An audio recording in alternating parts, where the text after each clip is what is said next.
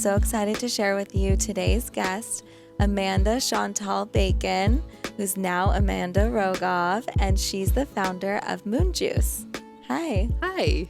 Thanks for coming today. Thanks for having me. I'm so excited to sit and chat with you. I know it's been a while, and so much has changed for you since we last talked. I mean, we talk obviously over the phone and stuff, but since we last really sat down and hung out and spoke a little bit, and we did a video interview a few years back. I mean, it was just on the brink of you meeting your partner and then obviously getting married, having a beautiful daughter, and Moon Juice has grown so much. So I'm just really excited to kind of learn more about that story, because last time we spoke, you shared so much about just, the struggles of being a single mom and starting a business, and you were super devoted to your spiritual practice. And not that that's changed, but obviously you have so much more going on in your life, and really a super well-rounded life, it seems. Yes. And I'm just so excited to learn more about how it's been. So yeah. Well, and same for you, Nikki. I feel like when we did sit down like this last time, you were about to get married. Yeah, or maybe I had just gotten married. Yeah, we had just gotten married, and you were about to get pregnant. Mm-hmm. I know. We talked so much about that. This has become. You had one of my heroes on last week, RFK. Yeah. So you have really. You've been living a double. Yeah. We've been parallel pathing out there. Yeah. So I'm really excited because, talking about kids, I didn't even know or think about nursing and stuff until we spoke. And you had told me you nursed Rohan for about 3 years, and why, and how it's so good for brain development. And those are things that I just never thought about. So you definitely made such an impact on me going into becoming a new mom. And I'm just so curious how things are now and how it was before, just compared to that, because I don't know, we spoke a little bit about this a few weeks back, but obviously being a single mom, you co-slept. That's not the only reason, obviously, but you did it a little different before. You co-slept, super attached. He came to work with you. You started Moon Juice with him basically in a baby carrier there with you at all times. And I want to know what the difference is now. Right. So many differences. At the base of it, I am parenting with a partner and with a partner that I love. And so I'm a very different person now. I think I've really been able to step into the mother in a new way. I think, mostly because of my partner, who really is a father and can hold that. And so I really get to just mother. Yeah. Which is so nice.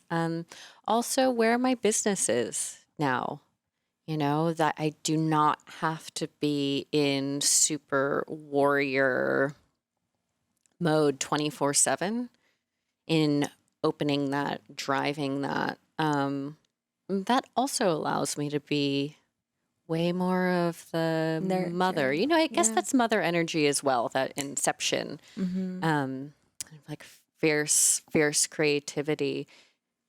I definitely get to be in much more of a gentle, nursey mother role. Yeah. Second time around, you really do come to the table with insight and things you'd like to try differently.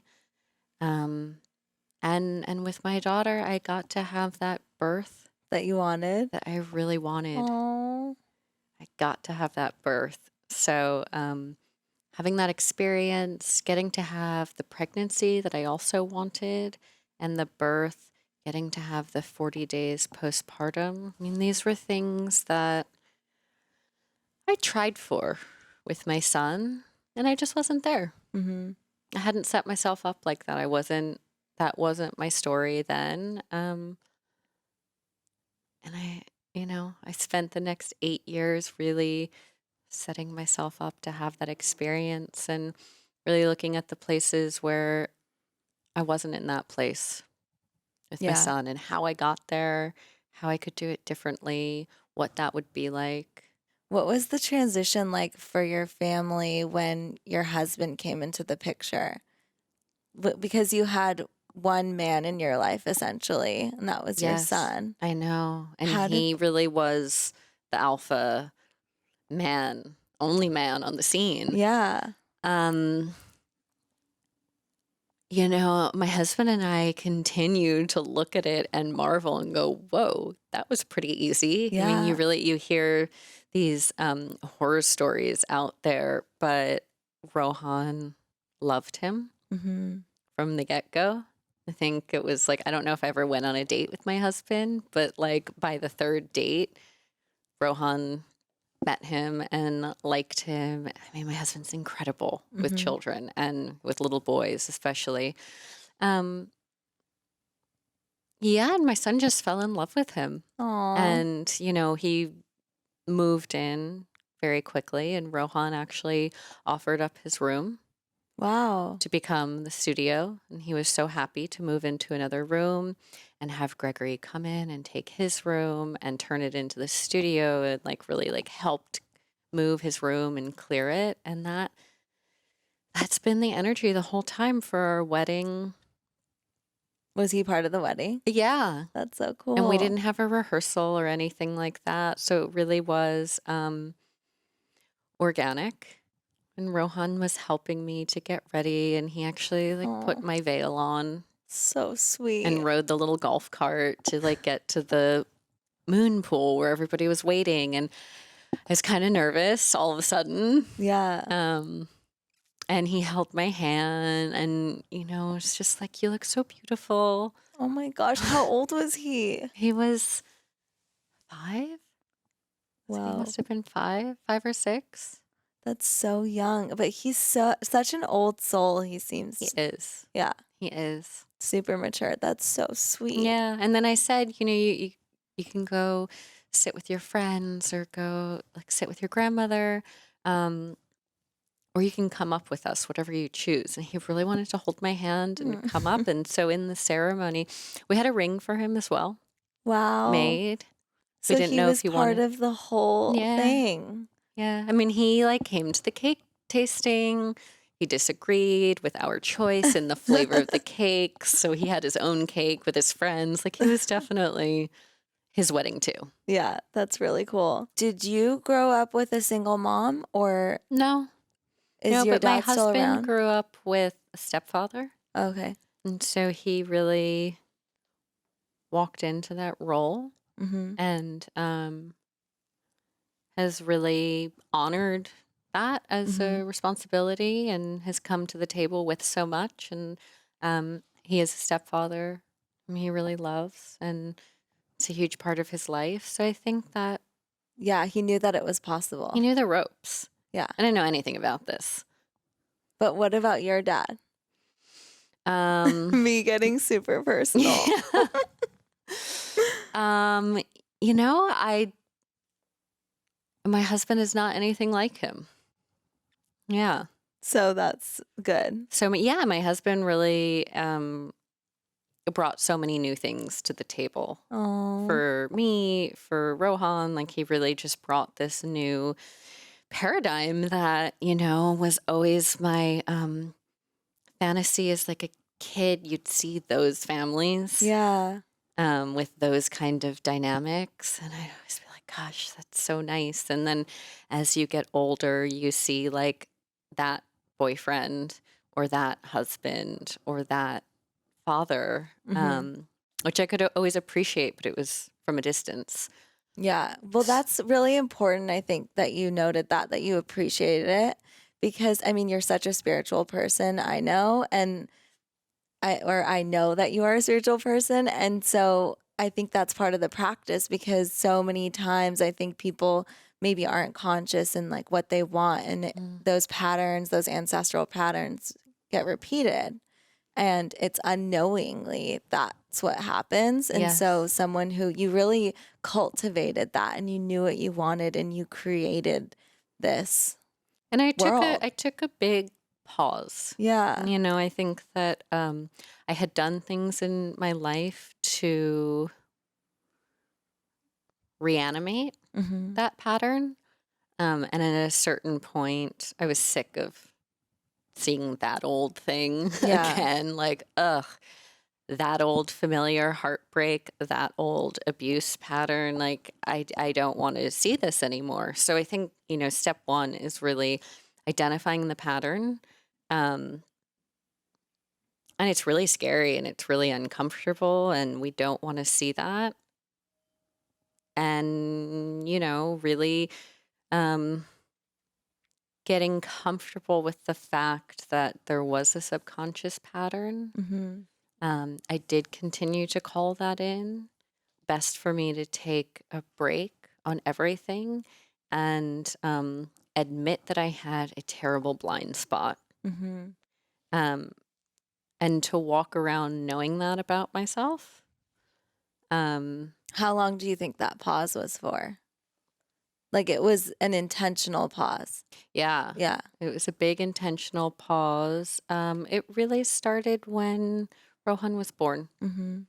And that's the incredible thing about becoming a mother is we get this perspective. And so for me, where I couldn't self-advocate, you're handed a beautiful baby that you love more than anything and you want to protect more than anything.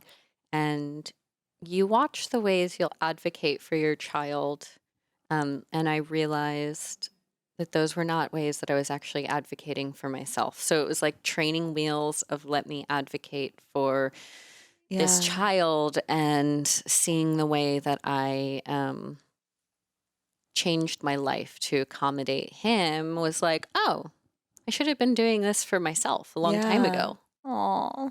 And then really paying attention to that, you Mm-hmm. know? I guess I had him when I was young, which biologically It wasn't. it was not, but Yeah. socially, you know, How old were you? 27 and Oh. pregnant Mm-hmm. is young. Mm-hmm. Um, so I began mothering him and myself, and then sought out community and practices and teachings and teachers that really could support that subconscious cleansing. Yeah, no, I love that. And like you said, I've heard this a lot, but if you want to create something in your life, really appreciating it when other people have it and you see it and Mm-hmm. acknowledging that and how Mm-hmm. beautiful it is, rather than turning into like a victim. Like, why don't I Mm-hmm. have that? How come that doesn't happen to me? And really, I just thought that was really beautiful. And when I've heard that before in the past, I've really stopped and noticed the difference. Yeah. And anything that's sparkly that catches your eye, pay attention to, Mm-hmm. because that is what you want, and Mm-hmm. that is what you can have. Yeah. So I want to get into Moon Juice with that Yes. because you really built something so incredible and so genuine. And I really look up to Moon Juice as a company and brand and you as a founder. And I'm wondering, who was that person for you? Like, who did you look up to, or was it really from within as you built your brand? I think it really started from within Mm-hmm. and organically rolled out. Um, Moon Juice was started with a very modest friends and family loan Mm-hmm. and organically grew from there. So it's a different story than what we often see and hear now. And a very popular model is find white space, Yeah. come in with like the perfect marketing pitch, raise 10 to $50 million, like get tech savvy and Mm-hmm. go. Yeah. That wasn't my story. Yeah. That's not a bad story. Mm-hmm. Don't get me wrong. That just was not my story. So, I did not, there weren't many models at the time that I was picking up and saying, this is it. Let's go. Um, I'm forever inspired by the Patagonia story. Mm-hmm. I think that I was really inspired by Coca-Cola. I had a first grade teacher who told us that her grandfather or her grandfather's friend in Georgia had invented Coca-Cola, and Whoa. it was like this little crazy tasting tincture down in the South. And I mean, I didn't Wow. drink Coca-Cola growing up, but I could see it. I can remember going into health food stores as a child and learning how to read. And there are a few brands that really stuck with me. One was the Panda licorice. Oh, yeah. I've seen that. I And I used to love remember that. really at like age 4 or 5 opening up, like, was I going to get the red licorice or the black licorice that day? There was a panda on it, which Mm-hmm. really spoke to me. Um, and eating that and watching my parents give money and like really downloading on the store and commerce and thinking, there's somebody out there That made this. that made this. And I think people, friends at the time were really into actors or musicians. I kept going back to the health food store, and like those were my celebrities. It was the people behind Panda Licorice. Mm-hmm. Where are they now? Yeah. Who are they? There was a cookie company called Frukies. Oh, interesting. I haven't heard of I that don't one. think they're still around, but they were like the first gluten-free fruit Cool. juice sweetened cookie. Really enamored with that. And then cut to as I was a teenager, I heard that the Fruki family owned a house down the lane from us. Oh, And so I'd ride my bike by and be like, wow. That's really cool. it's That's, them, the yeah. Fruki family. And then the woman that owned the health food store, the health food store was called Provisions, and Where it was was in it? Sag Harbor, Okay. and Oh, it's still did you grow there. up in Sag Harbor? Yeah, I, Oh, I cool. spent I spent time there. Yeah, Mm-hmm. we kind of like moved around. Um, so she doesn't own it anymore, but I was really tuned into her. Mm-hmm. And she just like had all these babies. She had long hair and like really big boobs and always seemed to be like pregnant or nursing or like holding a toddler Aw. and, like putting labels on supplements. Um, I love that picture you just painted, like holding a baby, nursing it, and putting yeah, is that labels on. me? Is Yeah, that I me? love it. So I was really tuned into that. Mm-hmm. And at the same time, my mom was very busy working, and she was working in fashion, which in the 80s and early 90s, I mean, that was the industry. That was like Yeah, where exciting things were happening. That's where most girls, wanted to be. yeah. And for me, I just wasn't into fashion. I just wanted to wear blue jeans and think about Health food healthy stuff. Yeah. licorice and like the mom with 1,000 babies in the supplement aisle. Yeah. Do you have any siblings? I do. Hmm. Yeah. And you grew up with them like around the same age or? There is a large age difference Mm. between us. Well, your mom was part of Betsy Johnson, right? Yeah. So, I mean, Betsy Johnson, like that's such a brand, like that brand that they created. It's Yes. so strong. So that must have Yes. also been, I don't know. It's Did in you? there. Yeah. It's in there. You take the DNA of that brand and what my mom built. My mom was, they were partners, and so Betsy obviously is the creative genius Hmm. and force, but my mom really took the business side and left brain. I think they were left brain, right Yeah. brain, like in like extreme polarities. Hmm. So I definitely grew up with that, watching two ladies That's kill really it cool. Yeah. and a business that was, run by women. Hmm. And so here I am, 30 something years later with mostly females. How many people are there at Moon Juice And we're now? almost 100. Wow. Yeah. Big office. Yeah. And that's spread out Mm-hmm. from headquarters to the commissary In-store. to the 3 shops. Okay. Oh my gosh. And at what point did you go from, like, when did the dusts launch? The dusts were in jars on shelves in, I'd say 2012. Mm-hmm. Oh, really? Mm-hmm. Wow, that was a little while ago. Yeah. I didn't realize I how. know. We've been like secretly dusting for almost a Oh decade my now. gosh, that's huge. Yeah. So, did you know that you wanted to go that route once they came out? Like that was a really good growth strategy. I always think about how like there are so many juice bars, right? Mm-hmm. And the big ones like Moon Juice or like let's say Preston Moon Juice at the time there was like juice served here, they're gone, but Mm-hmm. they were more like nationwide shipping, I would say. I would think Pressed has like its ice cream that I think really helped grow Mm-hmm. the brand. But like Moon Juice, I mean, you guys really owned the CPG like wellness supplement space. Yeah, and that really was because I didn't and I don't believe in HPP Yeah. treatment for juice. That seemed like a greedy move. Mm-hmm. And I think it's my moon in Aquarius.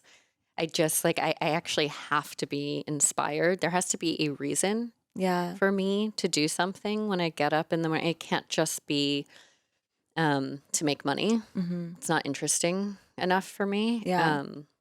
And you were in it because you were so passionate about raw foods and stuff, obviously. And Health, yeah. health in general. Mhm. Many avenues. Selfishly looking to create products that is going to better my life. Yeah. And with that, I know there are thousands of people in the same boat as me. So when I looked at growth and I looked at what was on the table for juice specifically and milks, it was to compromise the product, give it a month-long shelf life, use a marketing trick, say it's still raw, Mhm. and get it out there. And That's not it's not raw. interesting to me. It's not raw. It's not raw. You're using high pressure pasteurization rather than heat pasteurization. And the tricky thing is that the public doesn't know about that. You Mhm. can call it raw. You can put cute phrases on there like never heat treated. You're denaturing enzymes using pressure. So the product is put into something that's as big as a subway car. Whoa. And it's filled with water and tons of pressure goes onto the product and it destabilizes bacteria and enzymes. And so you're left with something that is denatured and it will have a shelf life of close to a month. But you obviously don't have the enzymes and the nutrition that you're really looking for in Yeah. a raw juice. So that was the hot ticket for the industry. I watched Everyone do it. Suja and Blueprint Yeah. and Oh my like gosh. What happened to huge, Blueprint? Are they huge M&A deals yeah. go through, and they all came knocking at the door. So that's not interesting to me. For me to scale, my heart's got to be in it, and there's got to be truly a good reason to scale. And for me, what constitutes good reason is it going to actually be beneficial to the consumer, and is it going to be beneficial to the company? And Mhm. so with that equation, You knew. one could argue it is beneficial to moon juice, but I could even undo that argument and say in the long run, this isn't going to work because we've got a mark, we've got like a memorable name, but ultimately going out there into like grocery wars with Coca-Cola and Pepsi and Starbucks, Mhm. they can come in and be organic. They can come up with a fun little sticker on their bottle, and they can have the exact same recipe, and it just turns into who's got distribution, Mm-hmm. who's got, who can slash their prices Yeah. down. That ultimately that will be the game. And I think we can see that's clearly what it is. It's like, huge things of organic cold pressed I juice know. for like $2.79. I could never beat that. No. Yeah, and it's everywhere. I mean, it's at Target, it's at probably everywhere. Walmart, it's everywhere. Which is great And it's that accessible. it's everywhere. It should be everywhere. So in looking at that, At that point, when you had to make that decision, did you have investors that were pressuring you, or were you still able to? I mean, not that you can't call the shots, even if you have investors, but I'm curious if it was really difficult on that end. No, I had one investor at that point, and he was really a believer in the brand, and an advocate for the Real brand's nutrition. founder, which is an incredible thing. And he's still obviously an investor and still an advocate, and so I'm grateful for that. That's so May have been a amazing. very different story, Yeah. if I had raised some other type of money. Mm-hmm. And was that around the same time that you launched the dust, or had you kind of already done No, the launched that? dusts were already sitting there. I would say in around the time of realizing, hey, I don't want to do this with the juice. I don't think this is a good long-term strategy. I'm also not personally interested in it. Organically, what was percolating and what people were voting for and wanting were the dusts. And I could watch the orders come in. I could see people come into the shops and buy, 20 at a time, and people really That's coming crazy. in and reporting daily usage and what was happening. We had celebrities that started using them and were outspoken about it. So, So it was really you knew. just like That's awesome. following what made sense. And that was the model where it was like, okay, this is something that gets better with scale. Nothing has compromised. And in fact, it's only enhanced, because as we scale and really get into this, this gives me an opportunity to really get into sourcing, to really put together legit operations so that I can bring in potency, I can bring in safety.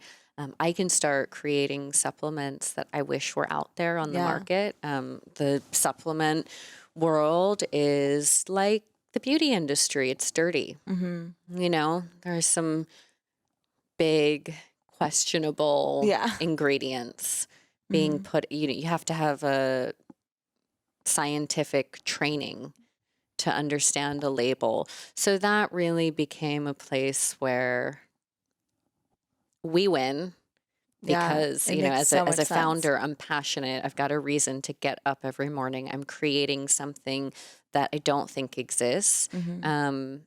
We all win, because I can do a better job of sourcing herbs and independently testing them, and ultimately, we can reach many more people and make those things more accessible. Yeah, it makes so much sense, because your team at the 3 Moon Juice locations, they're so smart and educated, and to be able to replicate that, if you were to grow and scale in a crazy way, like nationwide, managing that. I mean, maybe, obviously New York probably wants Moon Juice there and stuff, and that would be cool, but like that's still not the same as having to, really source and find people that are passionate, that are obviously also willing to be at a juice shop every day, And I think it can be done. There are these incredibly smart, passionate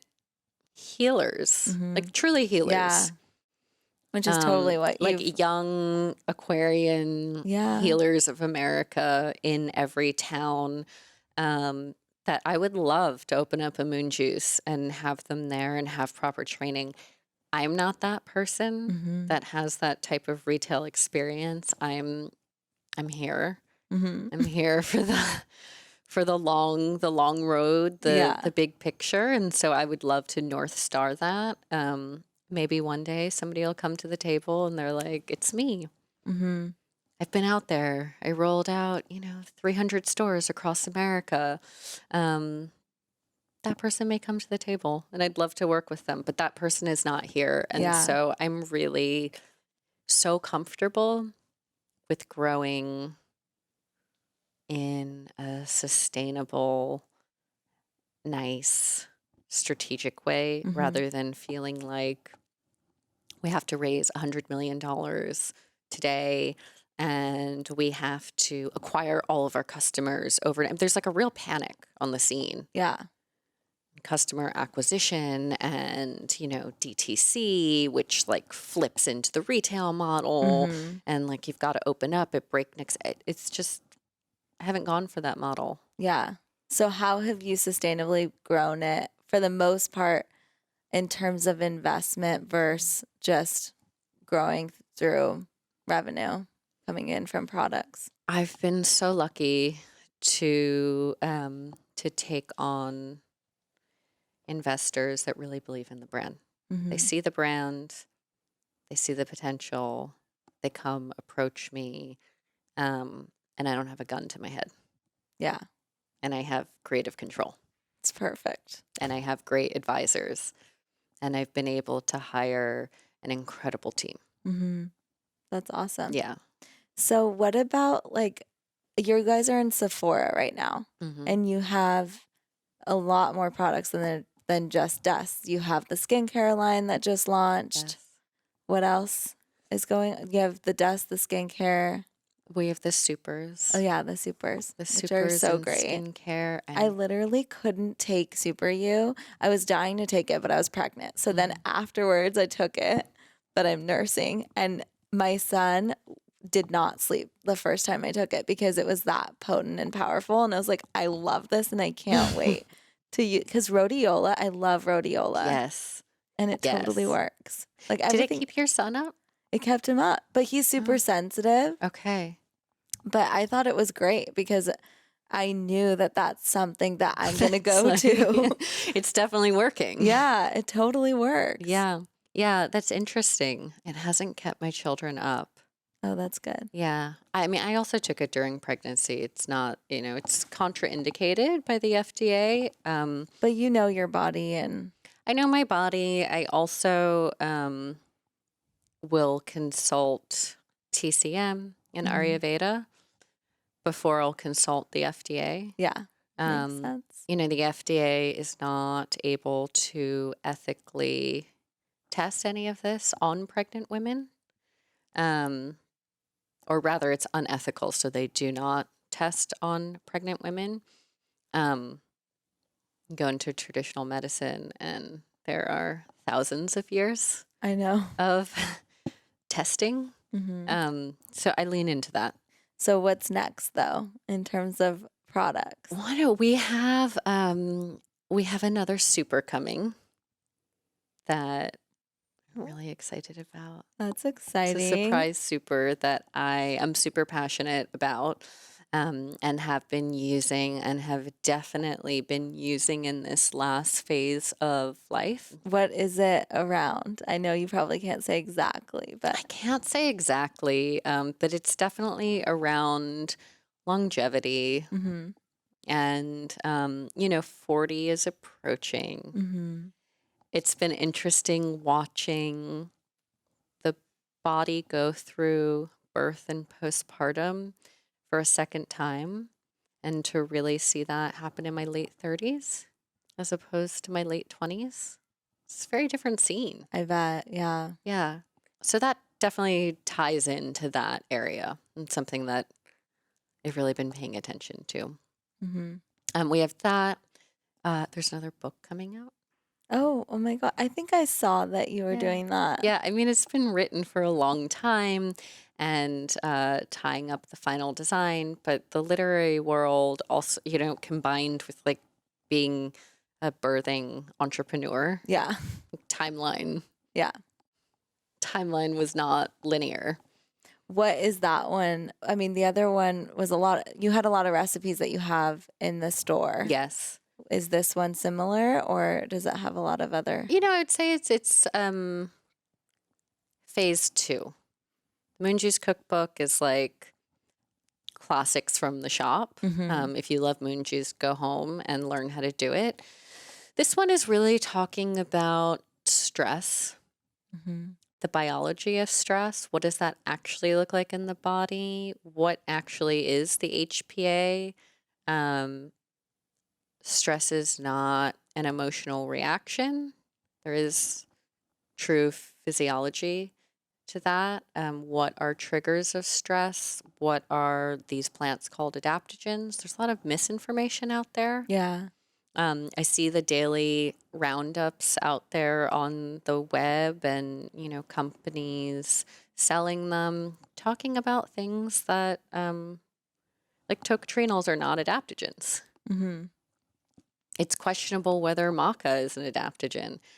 I could argue that it has adaptogenic qualities, but adaptogens are a group of plants and mushrooms that have been classified. Yeah. And so really getting into that and talking about what that list of plants are, and then just getting into like really fun, yummy, homey, cozy, lazy ways to put them in your kitchen every day. That's so good. So I can't wait. like this one, you don't need your dehydrator.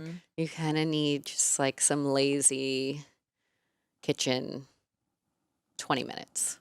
Like at breakfast, lunch, dinner too, or mainly tonics? I don't know. I feel like the way that I eat now is not really breakfast, lunch, and dinner. It's just like this mono meal. That's I'm the like same. like but a what about your broth. husband? He's the same? Yes. Okay, that's awesome. Yes, he's my soulmate. When I found him, he didn't eat grains. He also has like crazy inflammatory response. He's a drummer. He's a freak. Which is great. He like has caffeine or has something with grains in it. Within 20 minutes, his joints are so sore. Oh my gosh. He's in physical pain. So, what is happening to people? This is crazy. Have you watched the documentary Frankenskies? no. Okay, it's like What is it called? Frankenskies. It's all about chemtrails. Okay. Well, I've watched other chemtrail documentaries that. It's crazy. Yeah. An interesting thing that Snowden said was he confirmed UFOs. He confirmed all these things that I was really concerned about, and then he denied chemtrails. Whoa. Yeah. That's weird. Yeah. Because I'm a total believer of them now. I am too. And getting into just soil samples that have been taken over years on small independent farms. I mean. Yeah, I mean, they're spraying aluminum, and we need to figure out, well, what's a really good way to detox from heavy metals? Like, do adaptogens do that? No, adaptogens help the endocrine system respond to that type of stress because environmental toxins are stress. Yeah. But you want to get more into like cilantro. Yeah. I don't know how much cilantro you have to eat though to keep up. Yeah. Like does your cilantro punch do the trick? I don't know. You'd have to drink a lot of cilantro punch. I'd say like have cilantro. I take chlorophyll pills. I take activated charcoal. Yeah, the activated charcoal. I haven't done that in a while. There's infrared saunas. Yeah, I've been looking. Ever since I was talking to Shiva about it the other night, and she's like, "How does your nervous system handle watching the documentaries?" But at this point, I feel like I'm just super inspired to talk about it. Yes, because I feel like, okay, well, all I can do is control what I'm putting in my body. I can't control like being afraid of going outside or whatever, everything that's going on. But as long as I take care of myself and I do eat well and I go to acupuncture and I do these other things, I feel I am ultimately feeling great and happy. So that's all I can focus on. And you put your life force energy into creating this platform and having conversations that other people are afraid to have. Yeah, Like, how come RFK can't find any other platform to speak on? I know. So I think it's a little bit of a dance. There's part of me that's like, okay, when the 5G comes, like I am gonna put like aluminum paint all over my house. We're moving. I'm making a bunker. I'm We're going drinking off the like only grid. cilantro celery Yeah. punch. At least you have a lifetime supply. Yeah, so there's part of it that goes to that place.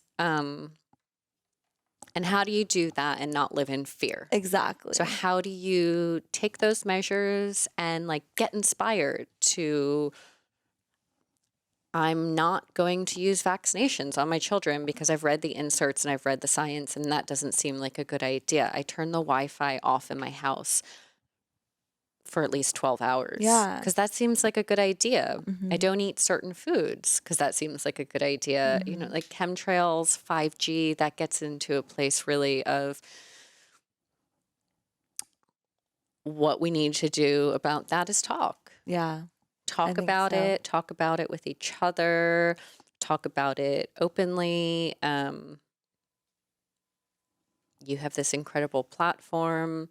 There's something to not running away and living in our little like fearful wellness bubble by ourselves, but doing the things to support the body and then walking through the fire of what is every day. I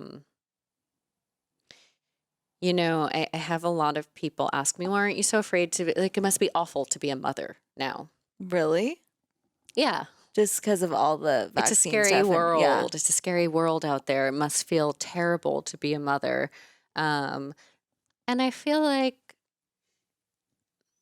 it's the love I have for my children. It's the love I have for all children. I think whether you have a child or not, whether you're female or not, if you step into that mother energy, it gives you the power to get up and want to do good every day. So I think it's a beautiful time to step into the mother energy, and it makes you fearless. I think so too.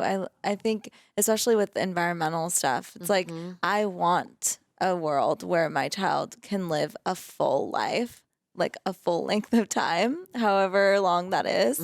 And so I want to make sure that our world is going to be here, our earth is going to be here, and we're taking care of it. Like I love that you guys are posting about composting at the headquarters. Oh yeah, and we've got our pet worms and our compost. And you're part of Kiss the Ground. Yep. I love their work. I Yep. mean, their work is so inspiring and gives you hope. Yes. Because before that, I was just terrified. Yes. And it's about education and talking, and maybe eventually we talk about it so much that the people running for office, or either you're inspired to run and those are things that you want to discuss because right now no one's discussing it, or people who are running have heard it enough that they're willing to They look realize into that's it. a It's marketable an issue, yeah. platform, Yeah.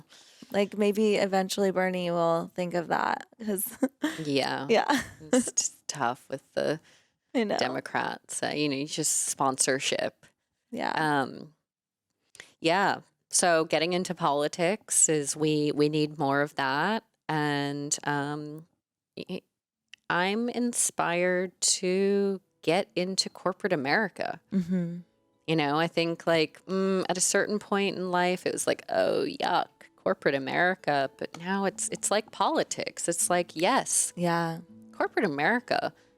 Like, let's see what we can do. If I can get in the building and have these initiatives and clean things up and stand for something else, that means that my competitors, hopefully Will stand large competitors, are going to look around and realize, oh no, we too have to have sustainable initiatives. We too have to work for these social causes. That would be an Yeah. incredible thing. Like, that's my inspiration Yeah. to I love that. get into that office building, simply just to Shake things up. shake things up. I love that. Yeah. Well, thank you so much for joining us today. It was so Thanks. fun. Thanks, I'm Nikki. super excited for what you're launching. And, Yes. and thanks for getting personal with me. Yes. Thanks.